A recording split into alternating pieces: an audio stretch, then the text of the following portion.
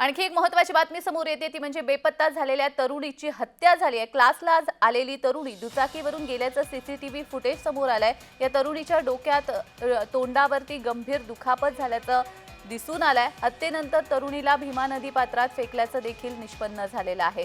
शिरूरमधून एक तरुणी बेपत्ता झाली होती।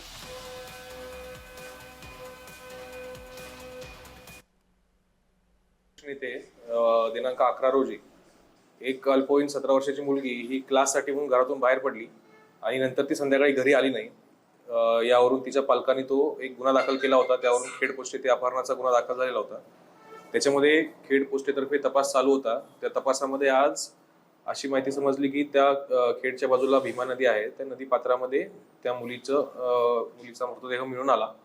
पुढे चौकशी केली असता यावरून मग आपण आता खुनाचा गुन्हा दाखल केलेला आहे। कालच्या गुन्ह्यामध्ये खुनाचा कलम वाढवण्यात आलेला आहे आणि यामध्ये एक संशयित आरोपी देखील अटक करण्यात आलेला आहे।